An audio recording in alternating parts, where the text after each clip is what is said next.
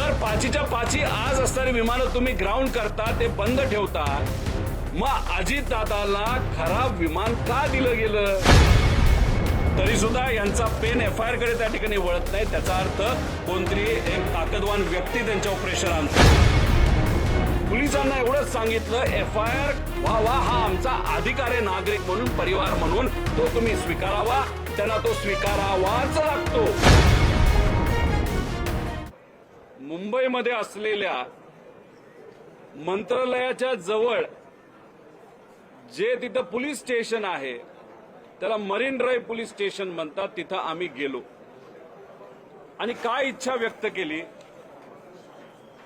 तर अजितदादांचा जो घात नाही तर अपघात झालाय 28 जानेवारीला, त्याच्याबद्दल हे डीजीसीएलनी जो 24 तारखेला रिपोर्ट दिलेला आहे, त्याच्यामध्ये व्हीएसआर कंपनीकडनं काही नेग्लिजन्स झालेला आहे आणि त्याच्यामुळे हा अपघात झालाय असं कुठेतरी सिद्ध होतं. त्यामुळे याच्या बेसिसवर एफआयआर व्हावा यासाठी आम्ही काल मुंबईला गेलो होतो. आता याच्यामध्ये काही लोकांनी शंका व्यक्त केलेल्या आहेत. याच्यामध्ये शंका काय आहे, तर मी मुंबईला एफआयआर करू शकतो का? मुंबईला एफआयआर 100% हा BNSS जो 2023 ला कायदा आलाय, झिरो एफआयआर कॉन्सेप्ट, म्हणजे कुठेही तुम्ही एफआयआर करू शकता आणि तो एफआयआर आपल्याला ट्रान्सफर करता येतो. त्यामुळे मुंबईमध्ये करण्याचं कारण एवढंच की इथं जर आपण एफआयआर केला असता, जो आज दुर्दैवाने इथं आपल्याला यावं लागतं आणि करावं लागतो, इथं गर्दी खूप मोठ्या प्रमाणात होईल. म्हणून आम्ही इथं न येता मुंबईत हा एफआयआर करता येतोय का याचा प्रयत्न तिथं केला. त्यामुळे मुंबईत एफआयआर होऊ शकला असता, पण तो त्यांनी तिथं स्वीकारला नाही. 28 तारखेला ही घटना घडली. 30-31 तारखेला सुद्धा आपण एफआयआर करू शकलो असतो, पण आपण थांबलो. तुम्ही थांबलात, आम्ही थांबलो, सगळे थांबले. नाही, खोलात जाऊ द्या, काय होतं हे आम्हाला समजू द्या. आणि मग जेव्हा 24 तारखेला या डीजीसीएलनीच सांगितलं की आम्ही 24 फेब्रुवारीला डीजीसीएल म्हणजे परवा सांगितलं की व्हीएसआर कंपनीकडनं काही गोष्टी या नॉन कम्प्लायन्सेस झालेले आहेत. विमान चालवत असताना नॉन कम्प्लायन्स हा कुठलाही त्या ठिकाणी स्वीकारला गेला नाही पाहिजे. म्हणजे व्हीएसआर हे जबाबदार आहे. दादा ज्या विमानाने गेलेले ते होतं लेअर जेट 45 XR. हे विमान या व्हीएसआर कंपनीकडनं, अशा प्रकारचे किती विमान आहेत? 7 विमानं होती. त्यात एकातून दादा प्रवास करत होते आणि त्याची दुर्घटना त्या ठिकाणी झाली. 2023 ला दुसरं विमान जे मुंबईमध्ये तिथं दुर्घटनाग्रस्त झालं. राहिले किती? 5. जर पाचीच्या पाची आज असणारी विमानं तुम्ही ग्राउंड करता, ते बंद ठेवता, मग अजितदादांना खराब विमान का दिलं गेलं? ते चुकून दिलं गेलं का मुद्दामून दिलं गेलं? या बाबतीतला एफआयआर करण्यासाठी आम्ही सर्वजण इथं आलो होतो. हा एफआयआर कोणाच्या विरोधात आहे? तर हा व्हीएसआर कंपनीच्या विरोधात आहे, त्यांच्या मालकांच्या विरोधात आहे. आम्ही जी तपास यंत्रणा आहे त्याच्यामध्ये येतोय का? अजिबात नाही. सीआयडीला तपास करू द्या, सीबीआयला तपास करू द्या, डीजीसीआयला तपास करू द्या, आम्हाला आक्षेप कुठंच नाही. आमचं असं म्हणणं आहे की एफआयआर तुम्ही फाईल करा आणि तो तसाचा तसा हा सीआयडीला पाठवा एफआयआर, नाही तर सीबीआयला पाठवा. एवढंच आम्ही इथं या ठिकाणी बोललेलो आहे.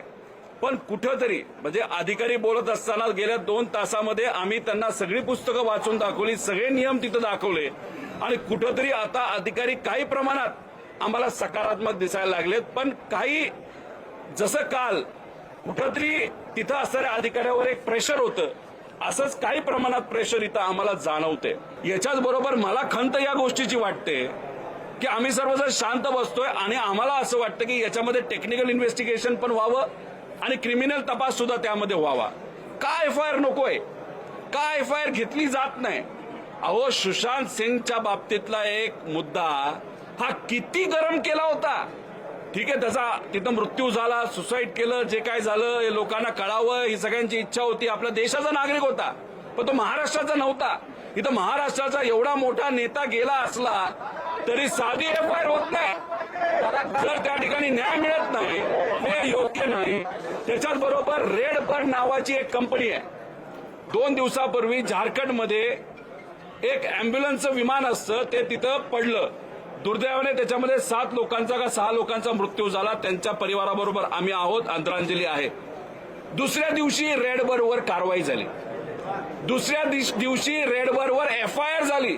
आपल्या अजितदादांच्या बाबतीत आतापर्यंत फक्त ऍक्सिडेंट रिपोर्ट आहे. अजितदादांच्या बाबतीत इथं पोलीस प्रशासनाने आतापर्यंत एफआयआर केली नाही. या बाबतीची आम्हा सगळ्यांना त्या ठिकाणी खंत आहे. आणि हा गुन्हा दखलपात्र आहे का?